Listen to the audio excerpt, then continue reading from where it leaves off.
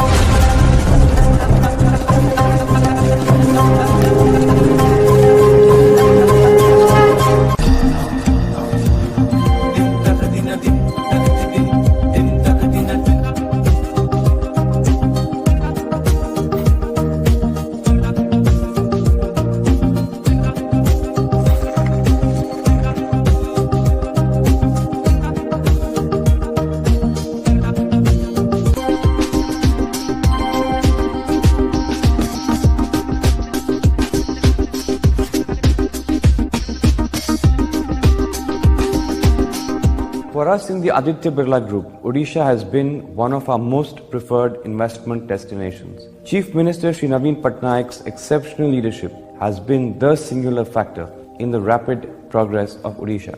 The state government has leveraged its competitive advantages, including its progressive policies and governance framework, are a big pull factor.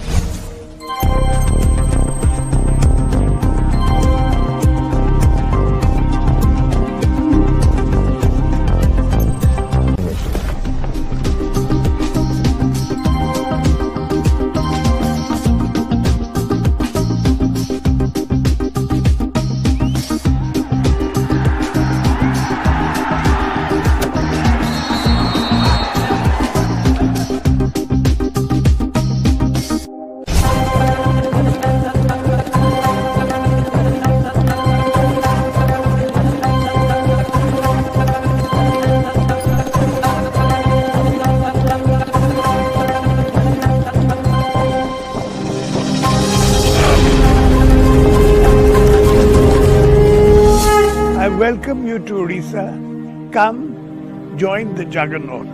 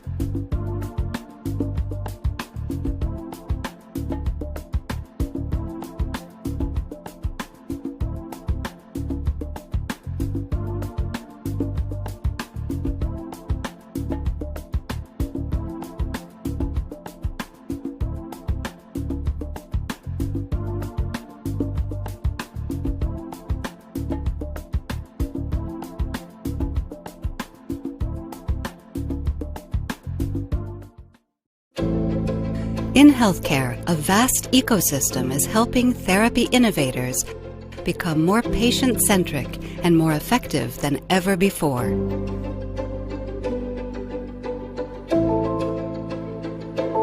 Cytiva supports researchers, biopharma, and clinicians in the pursuit of more targeted treatments. In discovery, speed and accuracy are everything. The faster and smarter researchers can work, the more patients benefit.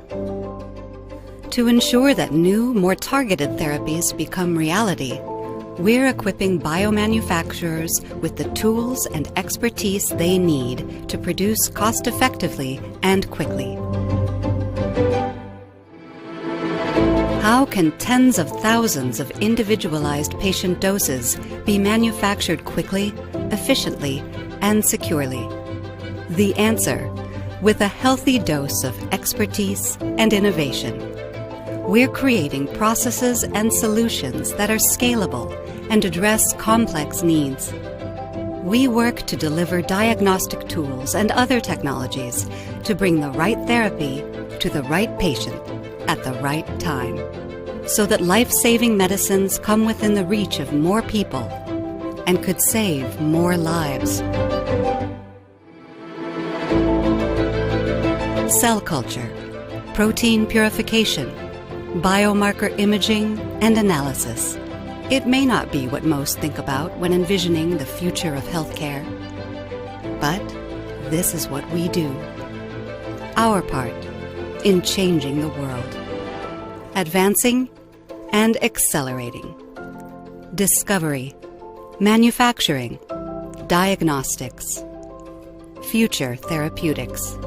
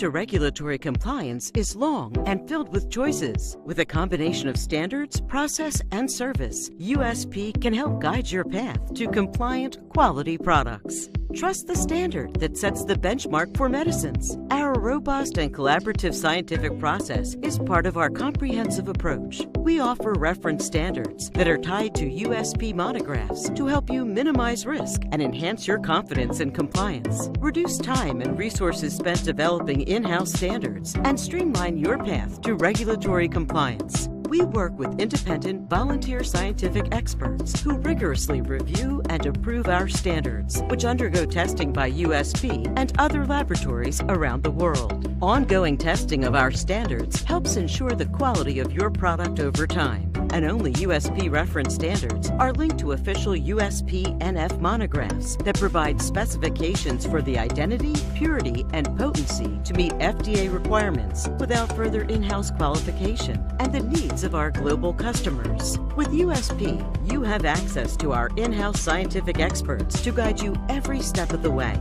In addition to our best-in-class USP reference standards, we offer training, education, and other services. Our online resources help smooth your path to regulatory compliance. Our standards provide precise testing and validation guidelines, as well as reference samples for testing. Drugs can be made consistently every time. We are more than reference standards. We provide a unique combination of standards, process, and service. From buying to applying standards, we support your bottom line with reference standards that have been rated best in class by our customers. Talk with us to find out how we can help you navigate your journey to regulatory compliance. Contact USP at usp.org.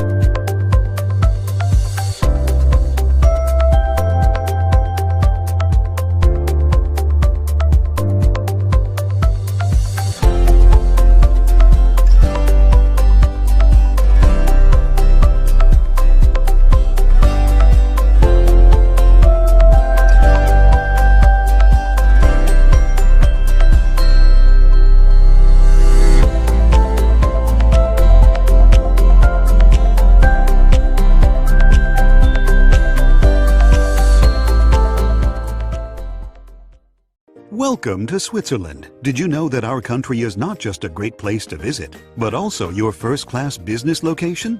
We are centrally located in Europe, and we have the world's best infrastructure. Oh, and the train is always on time, so let's take a journey. Did you know that Switzerland has 4 official languages? Ja? No? Forse? Decidia?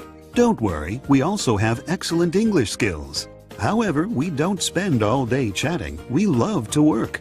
In 2012, we could have voted for longer holidays, and we voted against them. It's crazy, isn't it? But we're not crazy. Our economy and government are among the world's most stable.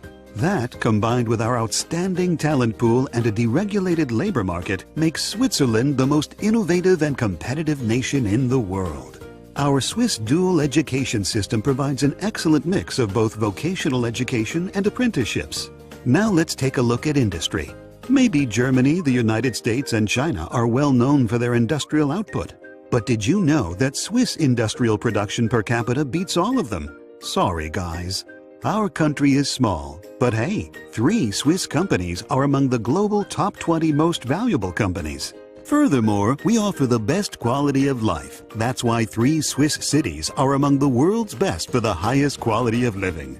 In addition, Switzerland is one of the happiest nations on the globe. Perhaps because we eat on average 12 kilograms of chocolate per year?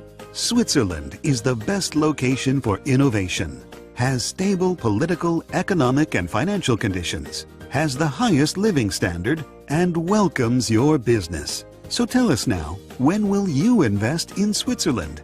Switzerland Global Enterprise, enabling new business. Find out more at s-ge.com.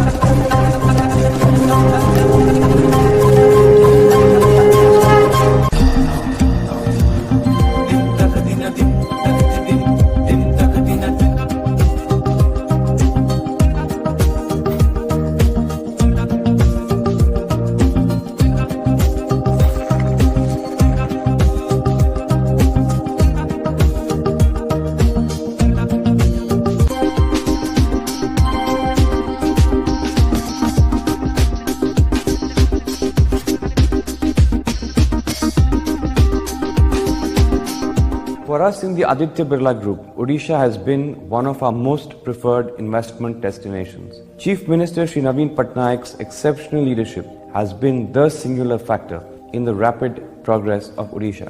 The state government has leveraged its competitive advantages, including its progressive policies and governance framework, are a big pull factor.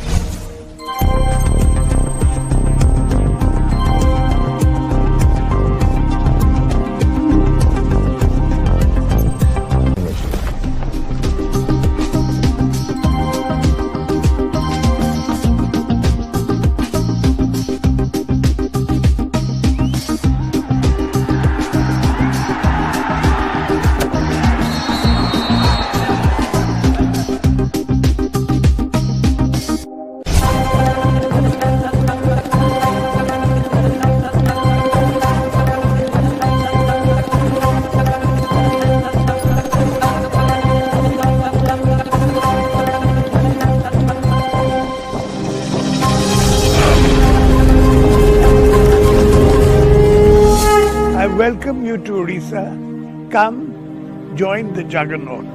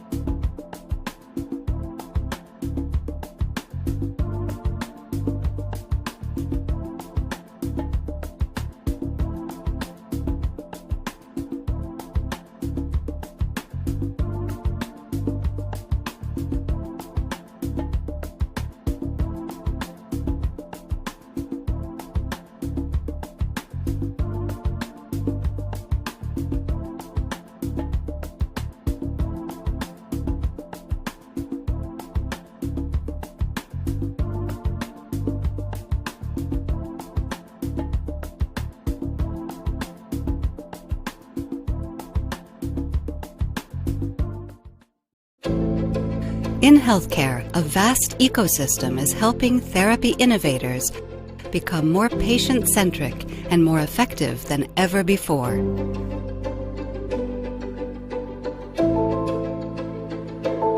Cytiva supports researchers, biopharma, and clinicians in the pursuit of more targeted treatments. In discovery, speed and accuracy are everything. The faster and smarter researchers can work, the more patients benefit. To ensure that new, more targeted therapies become reality, we're equipping biomanufacturers with the tools and expertise they need to produce cost-effectively and quickly.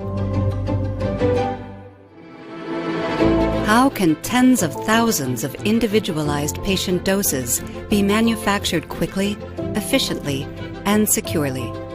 The answer, with a healthy dose of expertise and innovation.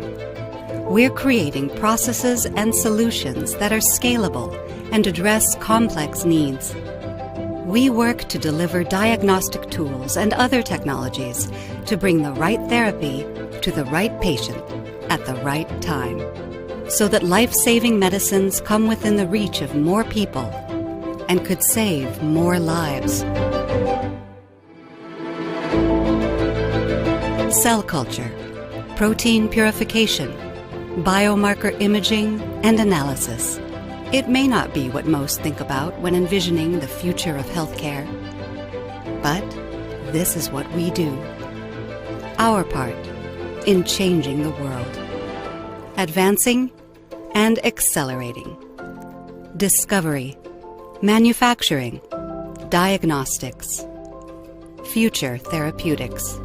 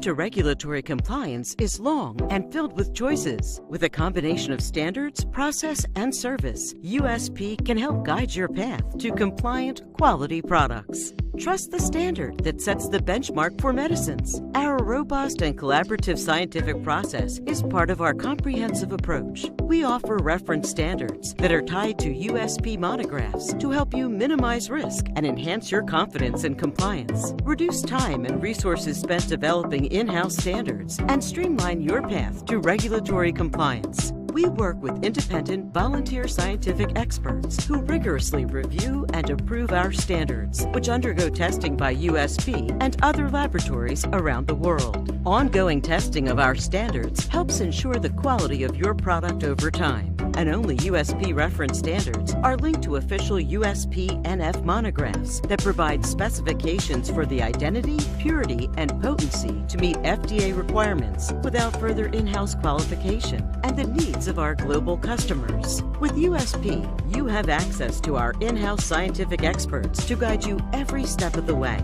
In addition to our best-in-class USP reference standards, we offer training, education, and other services. Our online resources help smooth your path to regulatory compliance. Our standards provide precise testing and validation guidelines, as well as reference samples for testing. Drugs can be made consistently every time.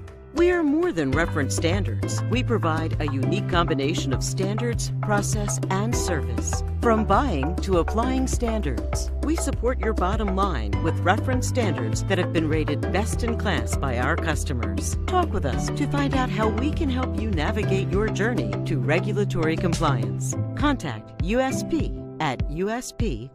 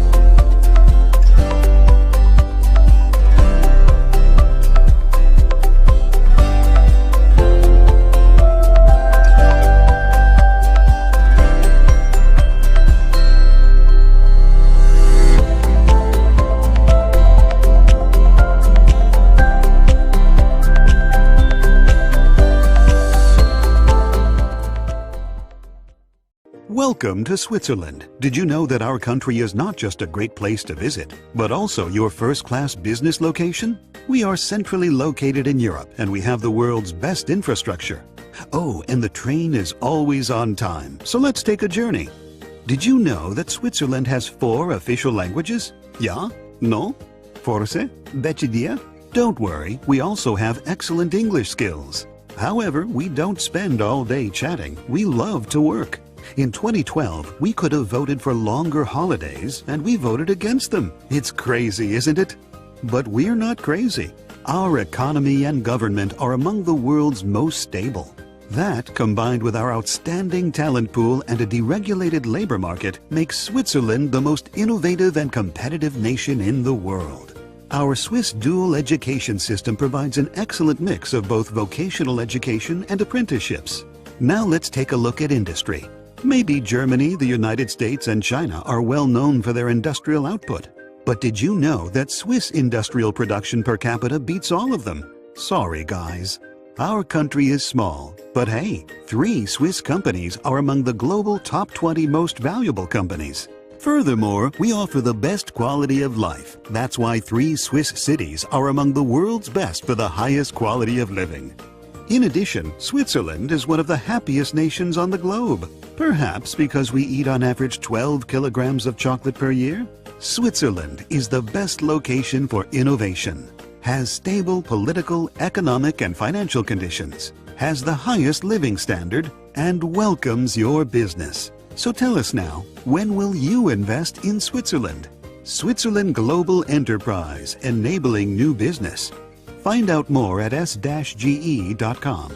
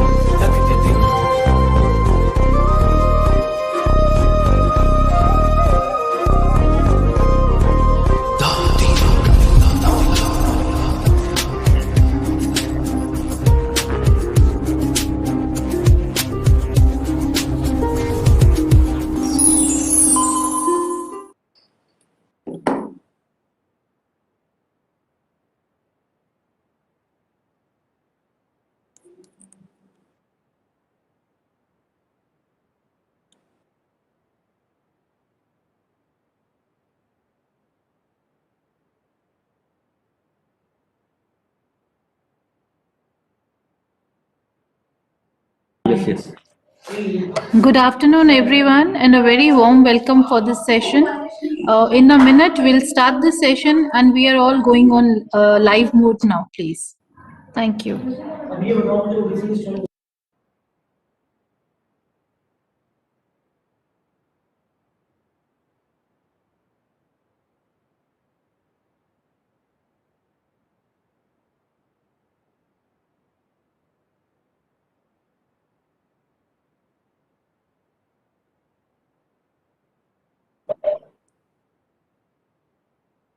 Miss Rashmika, please let me know when we start. When do we start?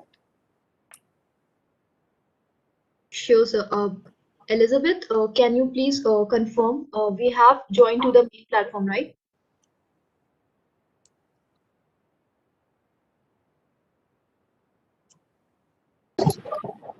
I would request the IT team to please let us know. Yes, please. We have. Great. Yes, we can begin now. Good afternoon, everyone. This week has been more like a MedTech week. We have had so many marvelous sessions across several panels, blessed by policymakers and industry leaders. This is yet another marvelous panel with luminaries both from the government as well as the industry. We have our most respected Secretary, Department of Pharmaceuticals, Madam Miss Aparna. We have Dr. Miraj Singh from the National Biopharma Mission. And we have our 6 vibrant industry leaders. Some of you we have met, most of you we have met earlier in some context or other. In 5 minutes, I have been asked to summarize the goal of this panel. And then we will be blessed to hear Madam Secretary, Department of Pharmaceuticals, post which we will have the panel members. But before the panel members, we have an introductory remark also by the representative of National Biopharma Mission, Dr. Miraj Singh. I just want to share 2 points with this August panel, that in hospital administration, when we were trained at AIIMS, we were taught the input cycle of healthcare. Input cycle of healthcare is like a pie with 4 parts. Part 1, and we were clearly told where we can make a difference and where we cannot individually. The first pie of the cycle of healthcare value chain, what makes a hospital is land and the buildings and the infrastructure, the pipelines and the power. This sector of land, building, infrastructure, power is technically never going to be within the hands of health products. It's never going to be in the hand of healthcare itself, because it comes in infrastructure sector, real estate sector, and so on. The second pie of healthcare are the human resources. Now, while we may go into automation and that may impact the total number of jobs, and new industries may add to total number of jobs, the salaries are never going to go down. All of us would like that our human resources, human capital is paid at the best we can. And therefore, technically even this pie, the second pie of healthcare, also is never going to be under control, cost-wise. The third pie is pharmaceutical products. India, for its legacy of last 3 decades, has been a champion of pharma and a global pharma hub. It is the pharmacy of the world. And therefore, to a great extent, we should be proud of our ethos and professionalism that this sector has shown. While there might be some gaps, which the government is also trying to actively bridge, particularly in terms of key starting materials and API, this is a third pie of pharma is greatly in our control in terms of economic activity and economic security. We are not overtly dependent. And the fourth pie of healthcare that runs our hospital is medical technology. And it is the weakest pie of our healthcare circle. partly because it was technologically complex, as Madam Secretary also keeps reminding us, the sheer diversification and heterogeneity of medical devices, medical technology, but also because it was only in 2014 and practically in 2015 that medical technology even got a department within Government of India. This was an orphan sector. It didn't have an owner. And we clearly see the difference the ownership makes day after day, month after month, quarter after quarter. Just to give you a summary, the medical technology sector is growing at the rate of 15%. But that's not the news. The news is, for the first time in the history of independent India, between 1819, when the import on medical technology was 43,366 crore, in 1920 financial year, the import of medical technology was 41,600 crore. For the first time in the history of independent India, actually import was negative. And we actually registered a minus 4.1% in medical technology import, whereas the medical technology sector itself is growing at 15%. So just imagine a segment which is growing at 15%, and the import actually came down by 4.1%. That's marvelous. And I think together we need to acknowledge this achievement. It is no small achievement. If it would have been petroleum, if it would have been natural gas, it would have been many other sectors, this would have caught the eyes of many.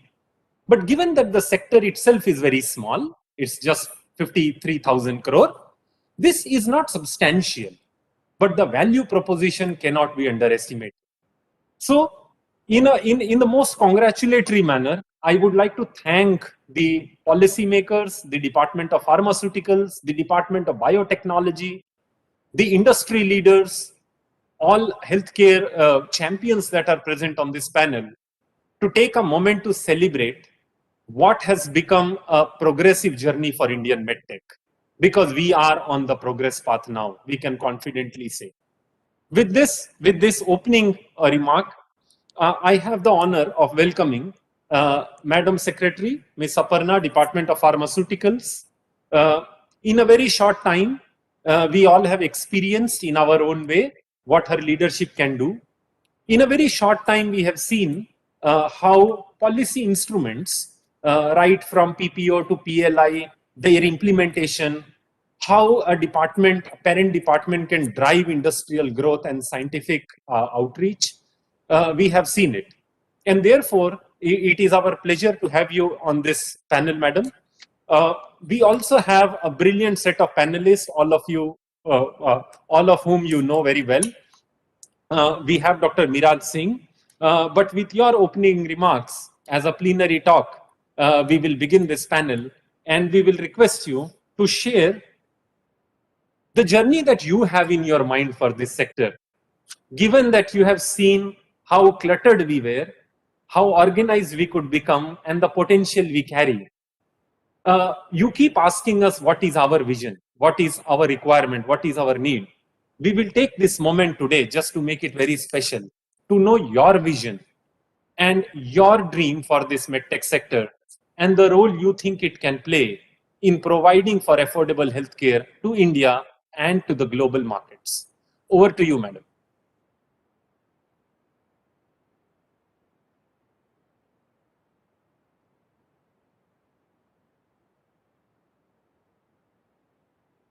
You are on mute. Thank you, Dr. Jitendra Sharma. Thank you for your opening remarks, for your welcome. A very warm welcome to all my co-panelists here, members from the industry as well as from the biopharma mission, and all our participants who have joined in on this session. I would like to say that, as has been pointed out, I do believe that the medtech sector or the medical devices sector is a relatively less attended sector within the overall healthcare sector. However, I think we are making amends at more than adequate pace, in the sense that we are devoting a lot of attention to medical devices over the last couple of years. As all of you probably appreciate, the healthcare sector as a whole globally is at an inflection point. This is a moment in time where it is up to us who are in the sector to make or break it. Rise up to the expectations and the latent demand and the potential that is there to do some good work or fail to do so. So therefore, not only is there a sense of urgency, I think there is also a sense of inevitability about that this is a moment where we need to act and act in a wise way based on our experience with a better appreciation of the potential that lies in this sector. Awareness of the importance of healthcare, not just for individuals, but for communities and across the globe, is at an all-time high. Awareness that healthcare is not an isolated sector is also at an all-time high. With the COVID-19 pandemic, people understood that there is a trifecta of the economic, the natural, and the human systems. And it was at that trifecta that the pandemic arose because of globalization, encroachment into the space of nature, etc., etc. Attention is also at an all-time high. I think more attention from the highest echelons of the power structure, whether at the global level or at the national level or at local government levels, is very apparent. This is a time, I think, that we have also seen unprecedented levels of collaboration, innovation, and resource mobilization. If you just take a second to think about these three aspects, collaboration across sectors, between public and private, we saw a lot of it not only in India but in many countries. Innovation, India was a prime example of frugal innovation. The vaccine development and the process that powered the vaccine development is an example of innovation. Pharma products, medical devices, instrumentation, all have seen innovation in the last year or so. And resource mobilization. For the first time, I think huge resources are being devoted by supranationals, by multinational organizations, apart from countries, towards healthcare sector. And therefore, I do believe that this is, as I said, an inflection point to make or break.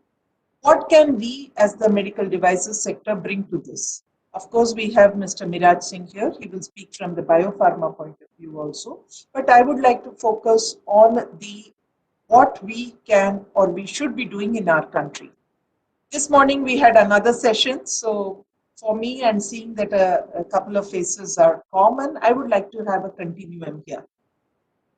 I think we need to look at this and how we manage the demand for medical devices, the demand for pharma products or medical products, and the supply that we are able to bring to this. I think we need to raise the equilibrium from the current level to a higher order, where we are both able to produce a larger, wider range of products that meets patient demand, and we are also able to manage the ability to absorb the wider, larger range of products that will be available. On the supply side, as far as government is concerned, we have now started focusing attention on providing support for infrastructure. So whether it is medical clusters or medical device parks that will soon be coming up, or even incorporating the requirements of the healthcare sector in the national logistics policy, which probably 2 years ago we would not have thought of ensuring that cold chain storage for vaccines is a part of our national logistics policy. But today everybody would be foolish not to do so. So at every level of infrastructure, I believe we are paying attention. We are paying attention of improving competitiveness by providing incentives that will encourage investment in the sector, encourage growth at scale. As you know, the FDI policy was already relaxed. EODB, we are very much ahead of the curve. We have improved incredibly over the last 4 to 5 years. And this is a time where, as India, we are also looking to be a part of the demand for diversification of the global value chain. I have here in the panel with me members who are large exporters from out of India. And we do believe that the potential for more such excellent entrepreneurs is there. That space is there, and we need to take advantage of this global demand for diversification of the supply chain.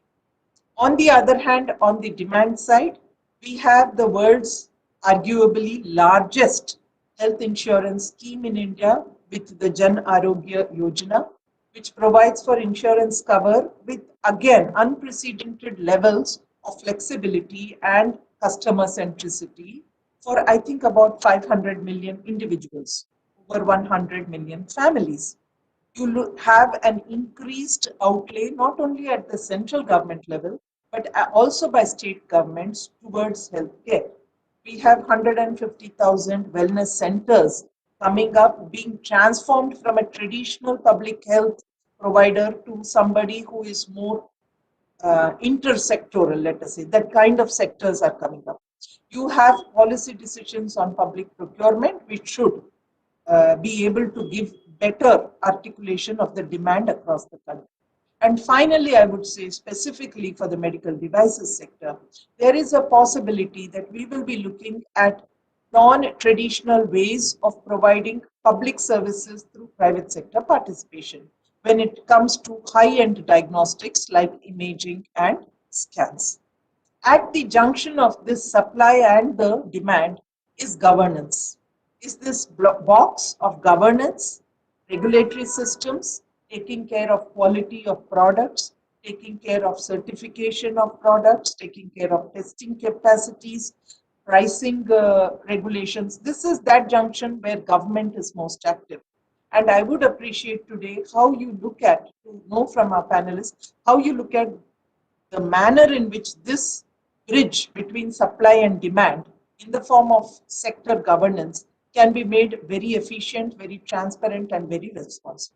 At the end, I will just say that while we talk about issues that are important to healthcare service providers and to the suppliers of medical products, I do believe we should never forget that in India, for us, access, availability, and affordability of healthcare and medical products will continue to be most important when we take policy decisions. How we are able to reconcile these goals is what I would leave for the panel to discuss. This, as Jitendra said, is the way I look at the sector as a whole. I believe if the sector is to reach its full potential, the talent that is in the sector is to be met, the needs of our patient population is to be met. We have to work together, not only on what is to be done, but more importantly, how it can be done. Thank you. Thank you, madam. Thank you for putting economics, science, and governance together, as always. I think sandwiching governance as the flavor and strength between the bread of economics and science, leading to complete service delivery, is the key message we always get from you. It is very reassuring always. I also want to share with you that the scientific and industrial services that are today scattered in the country, perhaps we don't even know who can provide what to our innovators and entrepreneurs. Because our innovators and entrepreneurs require services of validation, testing, prototyping, most importantly, machining, molding, validation, and batch production. We have no idea where these services are. At 4 o'clock today, Honorable Minister for Science and Technology, who is also the Honorable Minister for Health, would be launching an e-marketplace called Tekola, architected by Kalam Institute of Health Technology, which is like a platform very much like Uber or Swiggy, where large number of labs, government labs, private labs, public labs, commercial labs can actually register themselves for free, displaying their menu of services and costs. And innovators can access that information for free on that app and can also place orders for their services depending upon which laboratories and scientific services are available in their geographic location. So this is an e-marketplace which will be launched in another 40-50 minutes, which would also be a huge bridge between science and industry. With that information and taking good wishes of all of you, I invite Dr. Miraj Singh, the program manager for National Biopharma Mission. National Biopharma Mission has been a huge catalyst in last 3 years.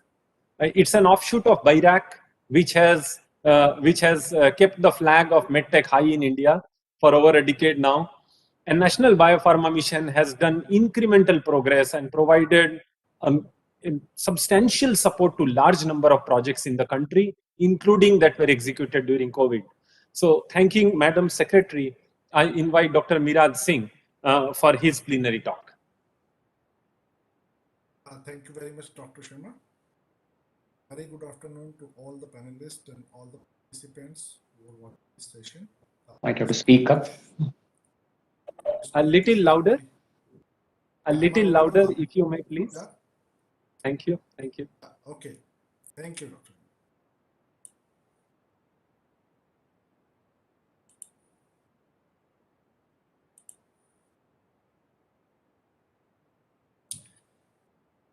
I hope my screen is visible to all.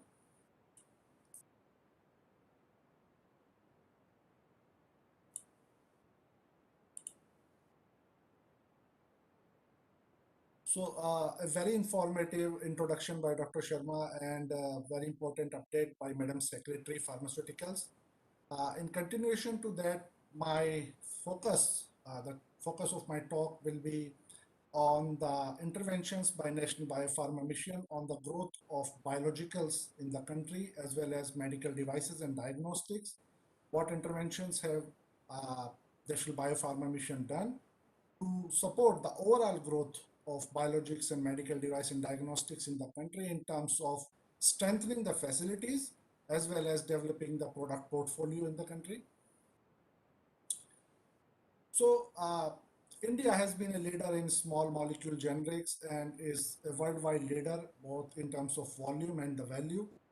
And biologicals have emerged during the last 2 decades as one of the key, one of the very important component of the pharmaceutical industry. In spite of the inherent challenges associated with biologicals because of their inherent complexities, complexities in the manufacturing, complexities in characterizing, complexities in storage, there has been a very rapid and commendable growth in the sector of biologicals. And the main reason for that, the potentials the biologicals carry to address the unmet medical need, the specificity which they possess. As a result of that, biologicals today have captured about 40% of the pharmaceutical market by value.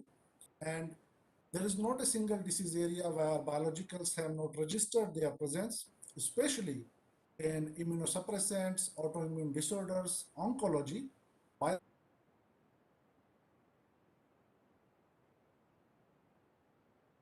Of therapy are biologicals now.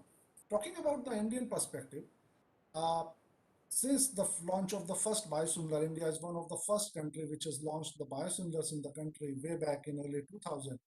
And since then, India has made progress both in terms of the number of biologicals released.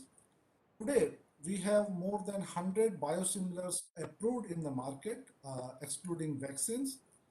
But the main point, the discussion point is that the overall contribution of Indian partnership in global economy is still 5% by volume, by value. So we have to see that what government of India and what policies we need to adapt to take Indian biologicals and next generation biologicals into the global market so that this share can be increased.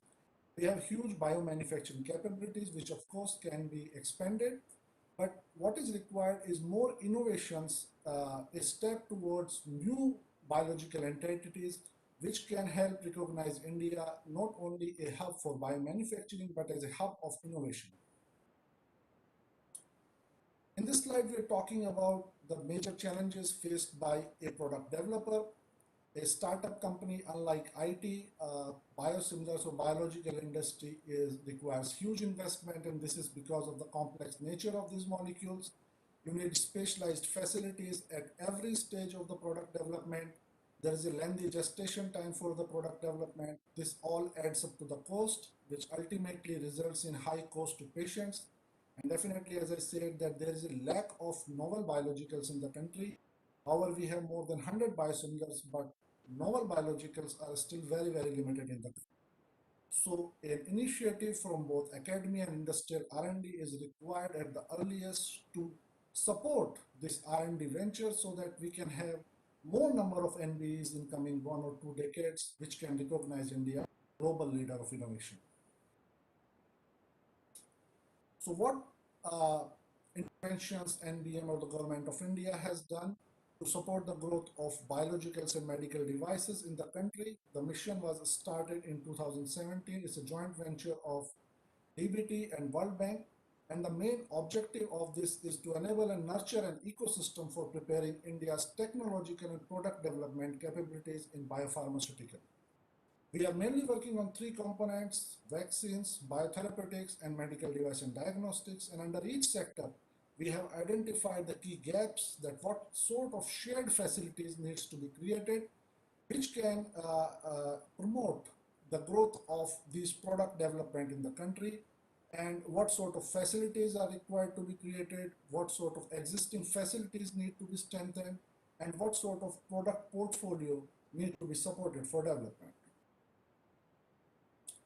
Talking about the biofacilities, after a very extensive landscaping and gap analysis in the country, what we realized that starting from the very beginning, what we lack is a very well characterized cell line repository. There is a huge import load still for the parent cell lines. Whenever one is going to start the development of biologicals, they have to import the parent cell lines. That adds to import burden, as well as the investment of the product development is increased manifold. So well-characterized cell lines available in the country, where clone development can take place with those cell lines, as well as the storage and characterization of the cell banks can happen in the country. So a couple of facilities have been identified. These are the government facilities which have been augmented to the level of international standards, as well as going to the next stage of product development. Whether you are from academia or you are from startup or SMEs, you need access to a facility where you can scale up your technology and can manufacture clinical trial material under CGMP conditions. An integrated approach towards the process development and CGMP facilities have been adopted, and now the NBM has supported 3 facilities on shared basis, where startups and SMEs can get access and they can have their products well characterized, can take it to the next step. Similarly, the country, we realize that country lacks the enough number of GLP compliant characterization facilities, because biologicals are inherently complex molecules. So you need to have a very comprehensive characterization of these molecules with state-of-the-art instrumentation. We have established these facilities in private as well as public sector. In the vaccine space also, the specialized facility needed for immunogenicity studies of the vaccines, the facilities at Isha Pune and KIMS Bangalore have contributed significantly towards the development of COVID-19 vaccines also. NBM has always a vision for supporting the technological platforms, the next generation biopharmaceuticals, and gene therapy and cell therapy are one of the areas which are upcoming areas in biologicals development. The facilities required for the development of CAR-T therapy, especially the viral vector manufacturing facilities and the CGMP facilities for T-cell transduction and expansion, are also supported under these facilities. So product developers who are looking to develop products in this particular niche areas, they have accessible facilities available in the country. When we talking about the product development, without having a very comprehensive clinical trial conducted in the country, the product development pipeline is not complete. And under the NBM, we have actually promoted the public and private partnership between the hospitals to establish a clinical trial network, which can support the clinical trials in various different disease areas. And all these clinical trial facilities have GCP compliance at the sites, and that will also support the development of CT protocols for the site. This slide just mentions the overall ecosystem strengthening. not only vaccines and biosimilars, but for medical device also, as Dr. Sharma mentioned, that prototyping facilities of different natures, EMI, EMC facilities, large animal testing facilities have also been supported in the NBM. Clinical trial networks, we have now 5 hospital-based city networks and 11 field sites contributing towards COVID-19 vaccine developments and other disease areas. Another important area which we have identified, which adds to the cost burden and adds to the cost of development of biosimilars, is that we need to focus more on indigenous raw materials, the raw materials which are manufactured in the country, as well as scientific instrumentation. Towards this, we have supported some projects which are doing early phase development still, but they are expected to go beyond that and enter the market soon. Raw materials which are required in biomanufacturing, such as media, the resins required for protein purification, large-scale purification, and bioreactors, single-use bioreactors, which are so far not available in the country, not manufactured by indigenous manufacturers. So initiatives towards the indigenization of these key technologies have also been taken in the National Biopharma Mission. Skill development is very, very important aspect of any area, and we are developing and we are actually training people in different areas of biosimilars and medical device diagnostics, be it technology transfers, regulatory requirements, or the different technological domains of these areas, be it upstream, downstream, or analytical characterization. So far, we have trained more than 1,300 people in different areas. We are also supporting technology transfer offices. Technologies developed and to be transferred to industries are supported by these technology transfer offices. This slide reflects the different stages of product developments and what stages we have supported the product development. As you can see, from very early phase of the development till the late clinical phases, we have provided the grant support to the product developers. We have also done interventions for the development of raw materials, and this is the overall product portfolio supported under NBM with product descriptions. You can see that we have more than 12 products in very advanced stage of development, and we hope that once they make market entry, they will create enough necessary competition, price competitions, and there will be affordable and accessible drugs available to the patients. The cost of care would reduce in different disease areas. So after talking about all these interventions, we have tried to strengthen the facilities, giving grant support to the product developers. But there is still more to be done. Despite a significant progress in the last 2 years, the cost of care to patient, especially in biologicals and oncology sector, is still very high. This counts in several lakh rupees per patient. And as I said, that the cost of development of the product is high, so the cost of patient is still high. Can government interventions step in, and we can think of some affordable and comprehensive insurance scheme, just like on the lines of US and European unions? Because as an example, what we can learn from them, that a single biological molecule is making more economy than combined together all the biosimilars launched in India. A single pembrolizumab molecule has done a business of $20 billion last year. So these are some learnings, and how we can implement that kind of system, that kind of healthcare system in India that can not only provide affordable and quality health services, health care to the patient, but can also make it affordable. Also, as an intervention, academia and industrial R&D need to be more focused on next generation novel biological, gene, and cell therapy.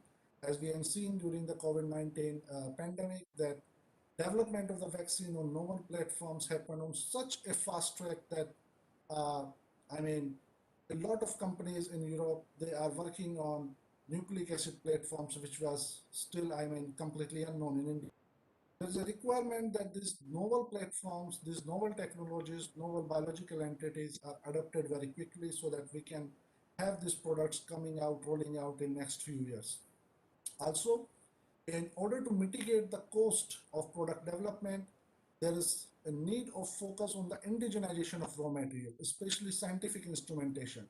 there is a huge burden on scientific instrumentation, as Dr. Sharma mentioned that like for medical devices, there was a huge import load on medical devices, but we have reduced that significantly. Similarly, for scientific instrumentation, very few scientific instruments used in biosimilar manufacturing are being manufactured in India. So this is one key area where grant support to the startups and SMEs to develop the scientific instrumentation can give us good fruits in coming years. With this, I would like to talk. Over to you, Dr. Sharma. Thank you very much. Thank you very much, Dr. Miraj.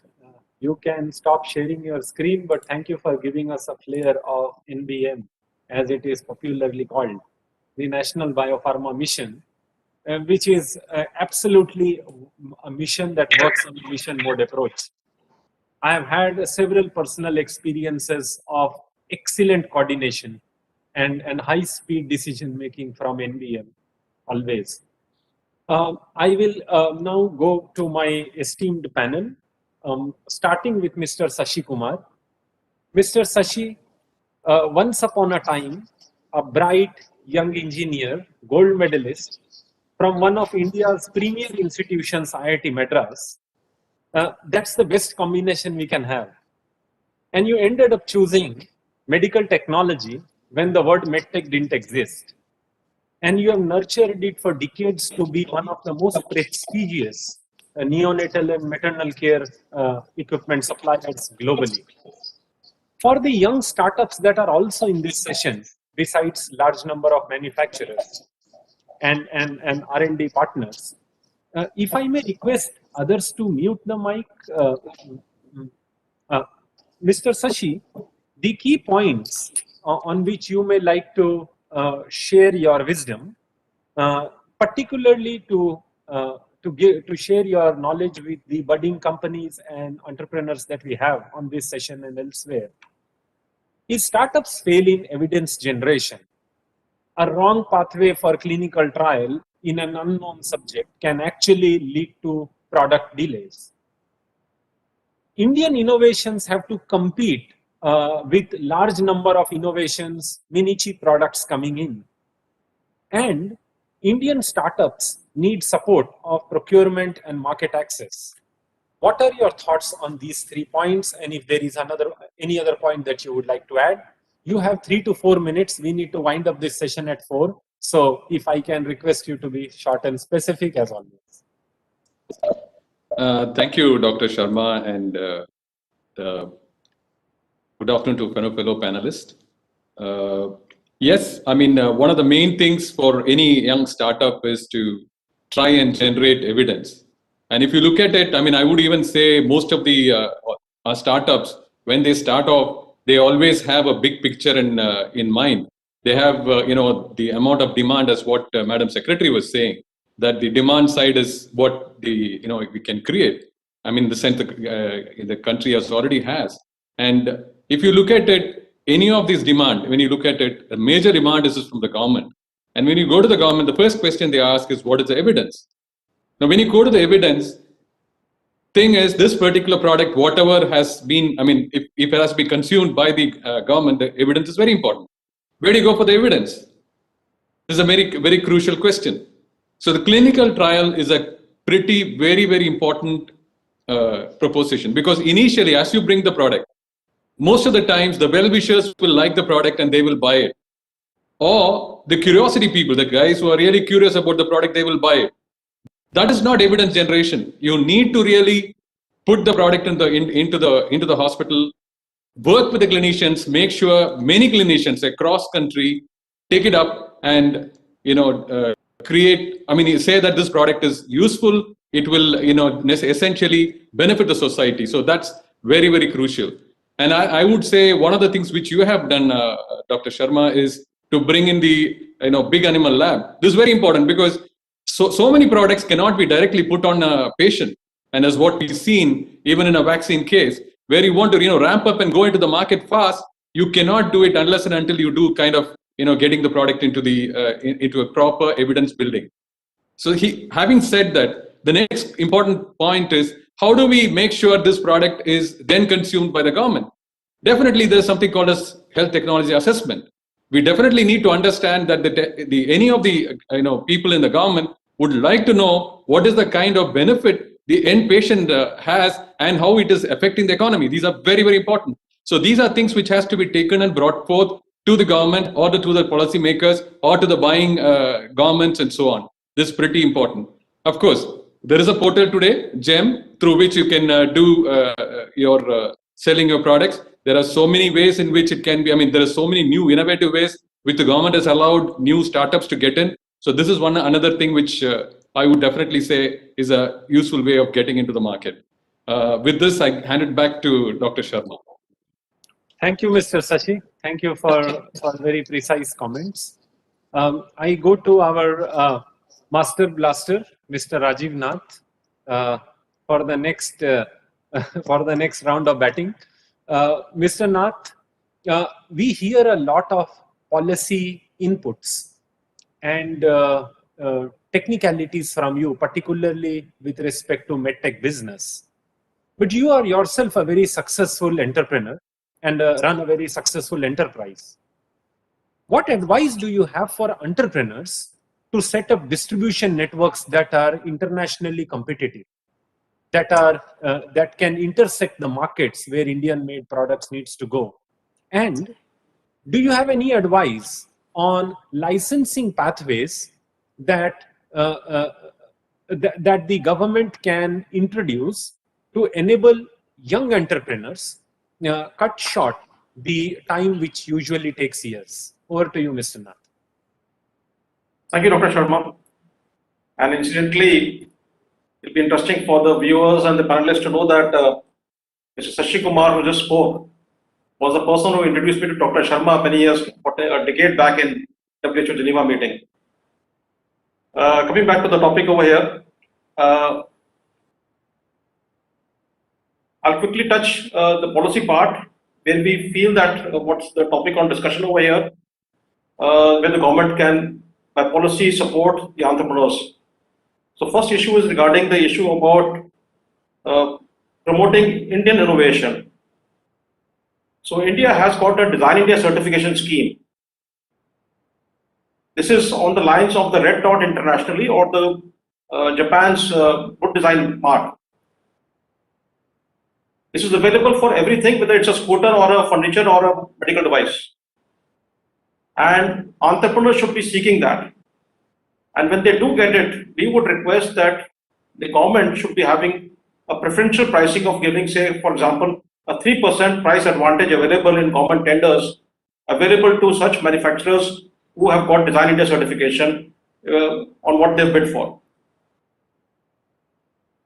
This will promote innovation, it will promote indigenization. The second area where we would feel that the policy makers can definitely help the entrepreneurs is in the area of creating templates of agreements. So when a manufacturer wants to sublicense a technology on an e-platform like Dr. Sharma was mentioning will be launched shortly, or from a BIRAC-led institute, they are not aware as to what are the nitty-gritties of a legal commercial agreement and they can't afford lawyers. It will be nice for them to have a template by which they can work on in terms of negotiating with an academic institution or with the industry body over there, which will help them to conclude the agreements rapidly. The third area is now coming back to the meat of the points which Dr. Sharma mentioned and it desired from me. So the most important part and the biggest stumbling block for any entrepreneur and a startup is how does he market the product that he's made? Now, most people tend to think that what I'm making with my doctor friend or my engineer friend is something that is going to be a great success.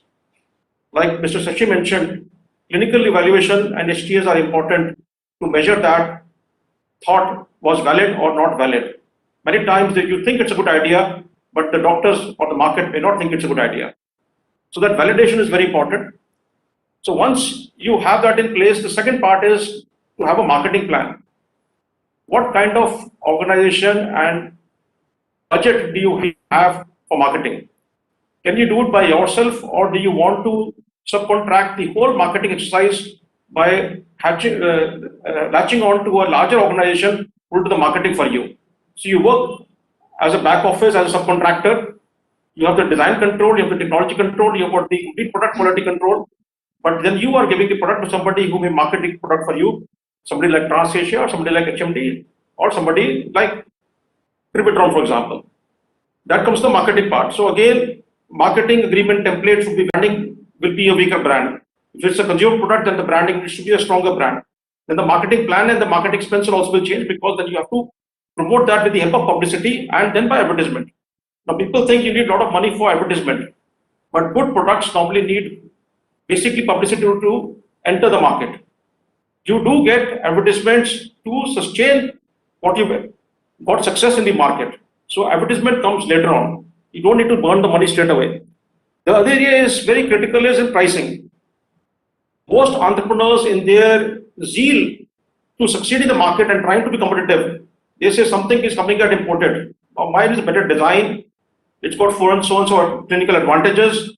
I've proven by a clinical evaluation study. I've proven by an HTA. Mine is a definitely superior product, but by my cost, I can make it at 1/3 the price. If something is coming at $10,000, I can give it at $3,000 in India. And you jump it, the market, and you start promoting it straight away to the hospitals at $3,000. Now, the buyer needs credit. Do you have the money for the credit? Is that built into the pricing? Tomorrow, you are not able to service every hospital directly. So you need to have a distributor to market the product and for the various parts of the country. So somebody has to stock the product for you and then give it to the hospital and provide the credit. So have you provided for that discount in that pricing facility or not? If you've not provided a discounting in that, it'll be very difficult for you to rearrange the pricing. So distribution, discounting again is very important. Distribution again, whether you want to have a master distributor for the whole country, a distributor for a zone, a distributor for the region, a distributor for a city, or you want to have a dealer network or an open network where any dealer can buy from the distributor or any dealer can buy from you. So depending upon the product or the market outreach, you have to decide your distribution policy and the discount policy alongside. The next part along comes franchising, and it also comes regarding licensing over here. So you may want to sometimes just focus on the technological part and then let somebody like TransAsia or somebody like HMD or Trivitron do the complete manufacturing and then go for the marketing. Then you're just happy to get a 3% or 5% royalty, and that will keep you sustained. So there are various models and business models which you can go for. One should not try to be everything. Thank you. Thank you, Mr. Nath. And I realize that just like we take so many of your inputs and suggestions in policy making, we must also tap into your wisdom for the benefit of our budding businesses and enterprises. Very useful. My next guest is Mr. Madan Krishnan, Vice President Medtronic, a thought leader in MedTech in India. And the question to you, Mr. Madan, and the point we would like to hear from you is that health technology assessment, while it exists in India, and since 2012 when we started it for the first time, it has not got integrated into approvals of medical devices, particularly in health programs.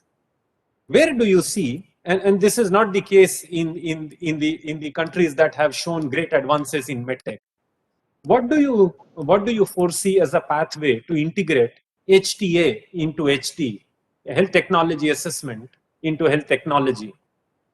Please share your thoughts. Yep. Thank you, Dr. Sharma. Pleasure to be here. So I think the most important thing as far as I look at the medical technology industry is that even compared to pharma, it's an industry which is more curative in nature than palliative in a big way. And the biggest advantage, as I see, is it's an accelerator to the economy, not just the jobs, not just the financial contribution of taxes and all. It's the greatest accelerator to an economy, that too like India. There's a recent study of a couple of years, not very recent, 2 years ago, Harvard Medical School study, which shows that the morbidity and the loss of manpower due to illness, non-communicable diseases can cause trillions of dollars of damage, possibly about $4 trillion of damage over the next 2 decades. So there is a very clear case in point on how do we articulate the outcome.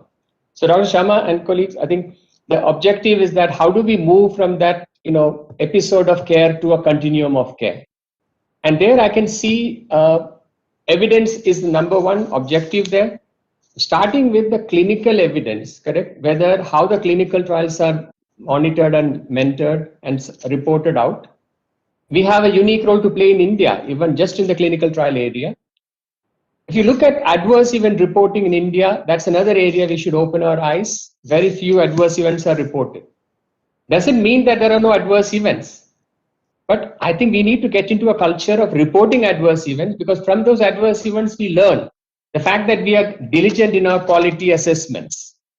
But to your question on health technology assessment, multiple healthcare systems have provided faster access, differentiated reimbursement for advanced outcome-based models. I can give a couple of examples. In the US, Medtronic, we do a guarantee program to hospitals to say that if a patient who goes to a spinal surgery gets an infection or an adverse event after that, we reimburse possibly a 10x or 8x or 10x of the amount to the hospital system. I can tell you first, we've also recently done a product in India where we're saying that if an infection happens when you implant a pacemaker, we will give a compensation to the hospital and the patients, and the charges of a revision surgery will be taken by the company. So such models are possible, and we need to see more such models. Now the question is, how do you institutionalize them? And how do you ensure that there is a transparent recognition of the value add? And I think that is where the HTA assessment comes into play. What we need to celebrate is the clinical research part of it. That what are the endpoints? Are there primary endpoints and secondary endpoints being met here? And we can certainly lead the way, because other than a few Western countries, not everyone is capable enough in this area. And this would be, in addition to R&D, this would be a unique area for us to add value. I would also talk about digital here. Digital is another leveler, great leveler, where artificial intelligence and digital also allow us to give early indicators to even avoid a negative situation. To give an example, alert in a diabetes pump transmitted through an iPhone can tell the mother that the child who is in school with diabetes is going to have an hypo event within an hour. So mother can instruct the teacher to give some carbohydrate or some treatment support food to the child.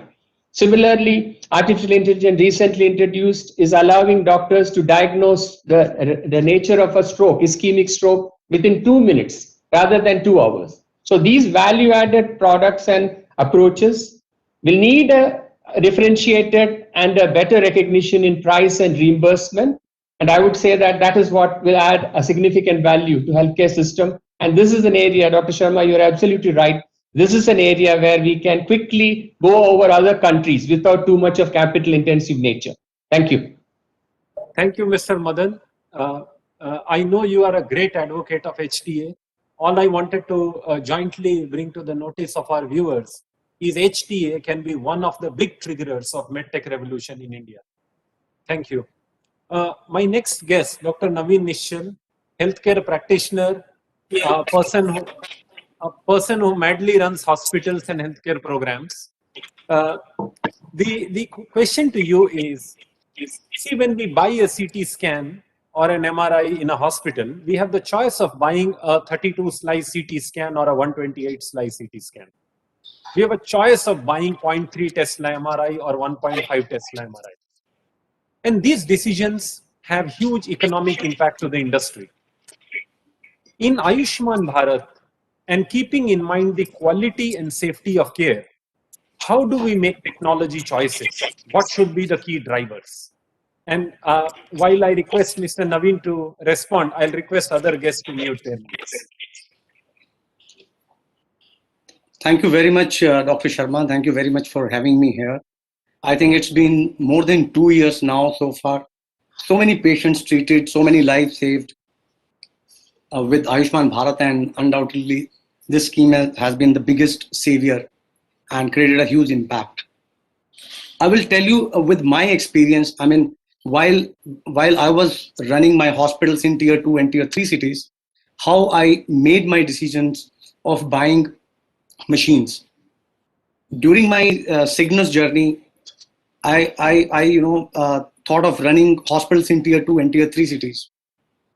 And the idea was that these are the places where we don't have tertiary care or high secondary care services available.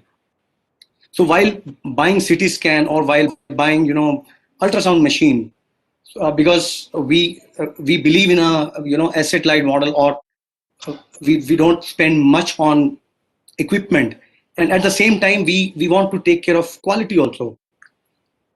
During my journey of tier 2, working in tier 2 and tier 3 cities, when I had to buy a CT scan, I knew that in this hospital I'm not going to cater to high end patient like oncology patient or some high end surgery patient. So my idea was to take care of neurosurgery patients. For neurosurgery patients, you don't need high end CT scan. You don't need 500 slice or 125 slice CT. So I started with 4 slices CT in these areas. And while it comes to ultrasound machines, I used to buy gold standard refurbished machine because I wanted to treat patients during golden hour period.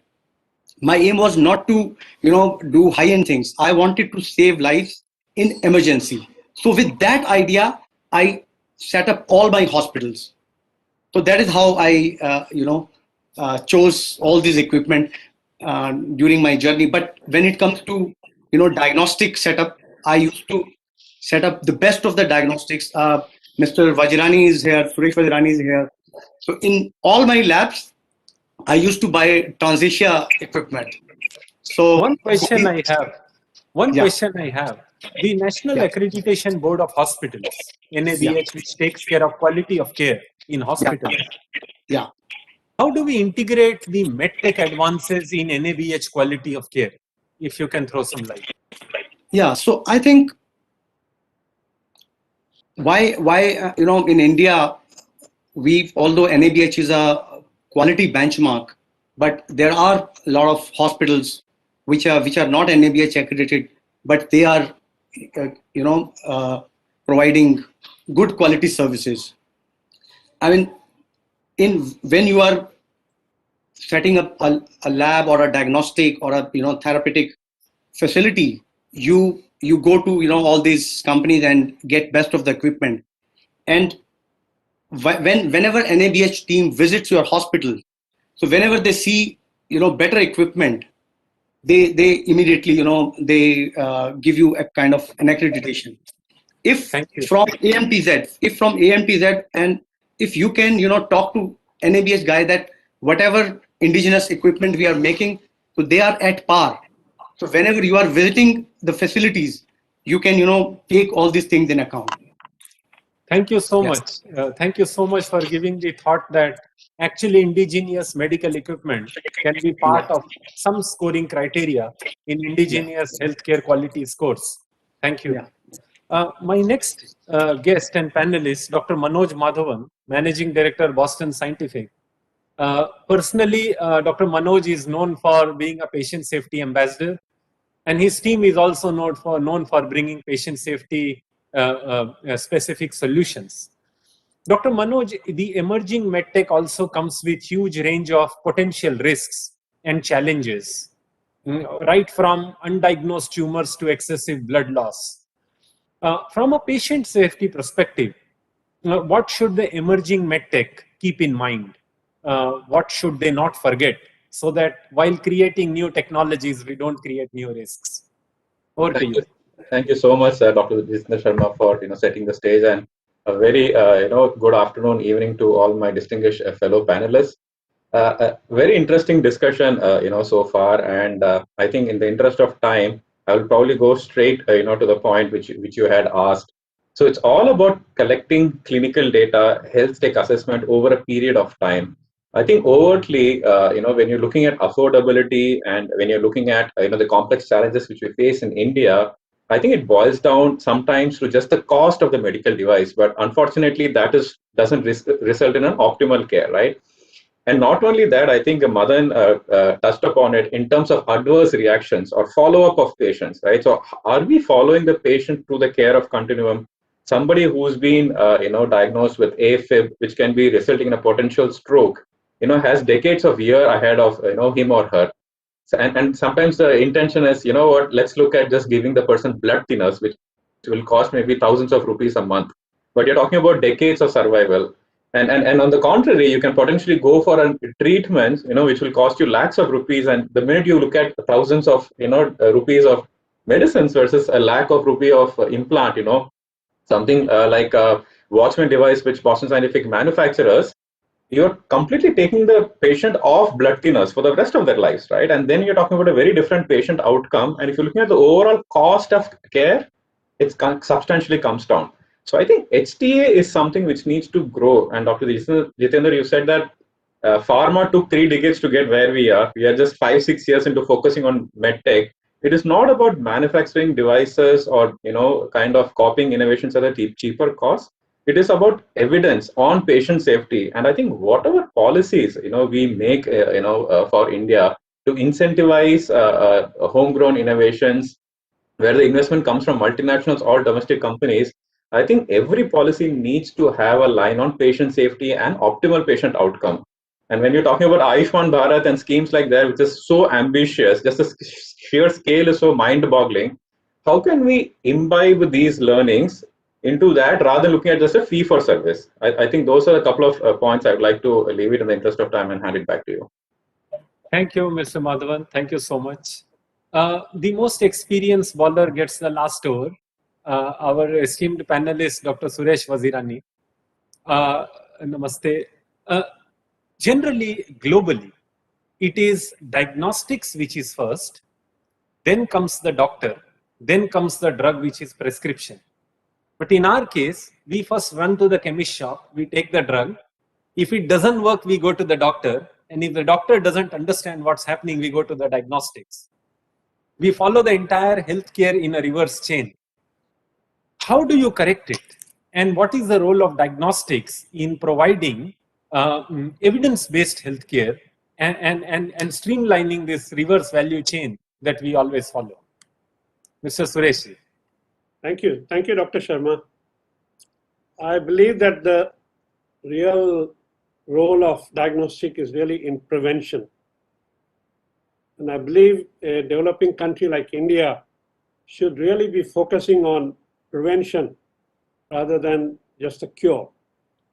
Even though we all hear that prevention is better than cure, but when we get to our offices, we forget that. So I believe that this is where, how do we convince the government that every penny spent on prevention is worth at least 100 pennies you would save on cure. So this is where the real utility of diagnostic can be. If you can find some way that every Indian will get tested once a year or once in 2 years, that will have a transformational effect on our healthcare. Because right now we are treating only the serious cases because we don't do anything before that. Even in diagnostics, more than 70% of our Indian population have not had a blood test. Now, that is something we should reflect on, that in today's age, 70% of our fellow Indians have not had any tests. So this shows that we have a long way to go, and that prevention is really where we should focus on. And I wish the government will allocate a significant part of the annual budget on prevention. Thank you. Thank you, Mr. Wazirani. One additional sub-question, a last one from me for now, is that RT-PCR, we could shine out as a country in 1 year. Why haven't we touched things like electrolyte analyzer, which is required for critical care right in emergency room? Technologically or from a policy perspective, what is the barrier that prevents our manufacturers to get on with complex technologies in diagnostics? Well, as we all know, not only in diagnostics, in overall healthcare, cost is a big deterrent. A person who is earning 200, 300 rupees a day how do you expect him to go and do one electrolyte test that costs 300 rupees?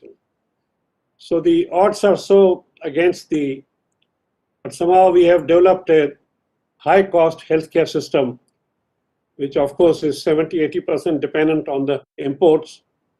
So while there's a reason for it, but there's no justification why we cannot have a more affordable healthcare. If a patient can do a electrolyte in 30 rupees, I'm sure that everybody can benefit from it.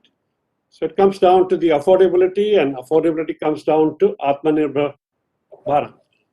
These two are connected issues. So it's not just a question of, it's not an option for India to have Atmanirbhar or not. I think it is a real necessity.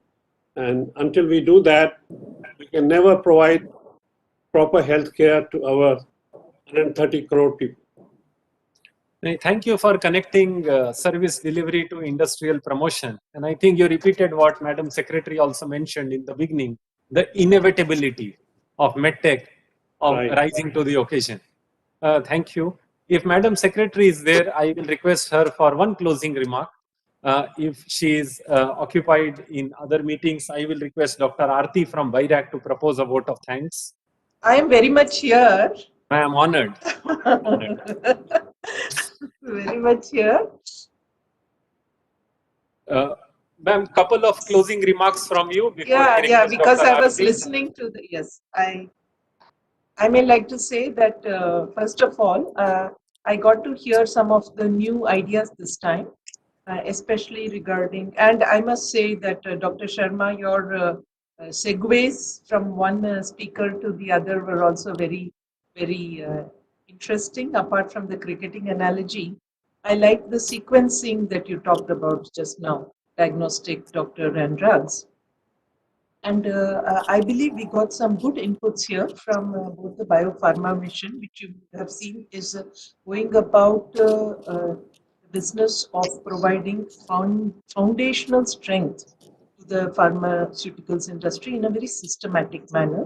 What you would have noticed there was the large number of institutes of repute available in the public sector also in India, which are being roped in for this. I believe there will be a lot of benefit to be reaped by stronger industry, academia, or industry research organization linkage in the day to come. So when you talked about the vision in the beginning, Dr. Sharma, I would make a plea for this August audience that we need to have a very systematic approach to industry academia linkage. It cannot be transactional or ad hoc. The second very useful input that I got from this discussion here today is regarding the way startups or entrepreneurs look at problems and where they come from. I mean, I think Dr. Naveen also spoke about this. And here, I feel there is again an opportunity for the young talent in our country and also to attract back talent into India if we are able to have a program with the help of industry as well as research organizations for developing entrepreneurs, what we call entrepreneur development programs, which include an incubation lab, a kind of entrepreneurship support or hand-holding program housed in research or institutions. And from our side, we can offer NIPER as a location where such entrepreneurship development can also be attempted, which will again, coming back to my earlier point, bring in frugal innovation to solve the problems that confront the healthcare industry. So I do think that there was a lot of value add, a lot of naveenata, newness in the issues that came up today for discussion. So I thank all the panelists for that, and I thank Dr. Sharma, of course, for his wonderful guidance to the entire discussion. Thank you very much, ma'am. We are once again honored to hear you, and we look forward to another opportunity to hearing from you soon again. Dr. Aarti, I hand over the mic to you for proposing a vote of thanks to our very esteemed panelists. Thank you. So good evening, everyone. With this, we come to the end of the session. And on behalf of DBT and BARAC, I extend a very hearty vote of thanks to all the speakers of the session for this very fruitful discussion. My sincere thanks to Madam Secretary for providing insightful inputs. Ma'am, we are all inspired by your great words. I wish to express my gratitude to our expert panelists for sharing with us your valuable opinion and showing us the way forward. I would also like to thank Dr. Sharma for moderating the session. Thank you all for being with us this evening. It's been a great pleasure. Thank you very much. Thank you.